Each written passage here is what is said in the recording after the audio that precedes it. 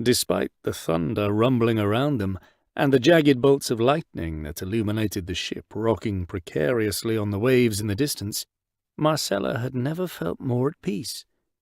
With Patricio in her arms, it was as if she'd regained a piece of her soul she hadn't known was missing.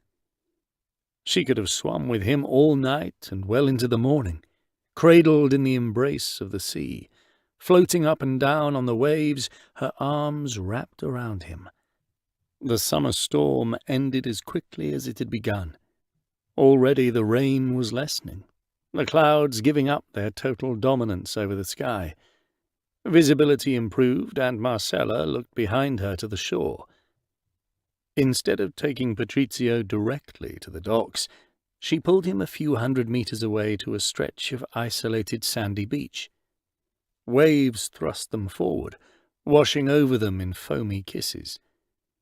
She pulled Patricio through the shallows and wrestled him onto the sand, heart pounding with exertion. When she finally had him lying in the sand, she collapsed beside him. As she regained her breath, she moulded her tail against his calves, her fins brushing over the dusting of hair on his legs. His body was chilled from the water, but there was still a burning heat lying just beneath his skin, close enough that Marcella curled against him to get closer to it. "You are very beautiful."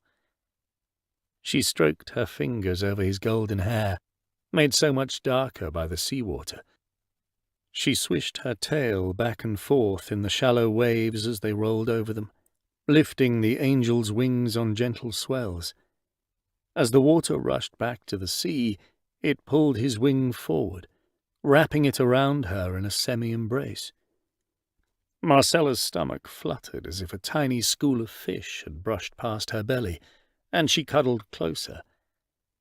She sang softly to the angel, not a song to inspire passion, but one of peace and calm, a soothing melody to ease the tension of his traumatic experience. His eyes fluttered open. Cerulean blue orbs flicked to her face, fuzzy at first but growing sharper as the prince regained his bearings. She kept singing softly, hungrily devouring the sight of her handsome prince as he woke.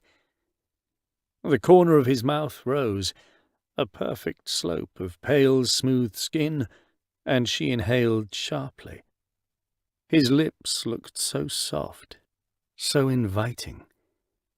Marcella dipped her head, giving in to the urge to taste him, to feel the slide of his mouth against her own. The tang of salt mixed with a clean wisp of flavor, like the scent of spring on the wind. A palm touched the back of her head, and then his fingers carded through her hair, and he pulled her closer. Her heart leapt into her throat as he parted his lips, inviting her inside. He let her explore, let her slide her tongue over the velvet texture of his lips and the slick perfection of his teeth. Then her moment of dominance was up, and he took over the kiss, sweeping his tongue into her mouth as though he could consume her. She moaned softly as his fingers flexed against her scalp, and he rose up off the sand, chasing her even as he held her close. Excitement fluttered in her chest, and bubbles erupted in her stomach. After a few glorious moments that were over all too soon, he slowly pulled back and eased his shoulders onto the sand. He looked at her with such heat in his eyes that it was all she could do not to melt away. "You're awake." She trailed a hand down the broad expanse of his muscled chest, her words swept away by the dying winds. Patricio glanced around, wincing and raising a hand to his head. He pulled his fingers away and found them slick with blood and coated with sand. "You were struck by the mast of the ship," she told him gently. "You fell into the water." She hesitated. "I should have taken you to the dock. You need a healer's attention." "I'm a fast healer," he assured her smoothly. His gaze was intense.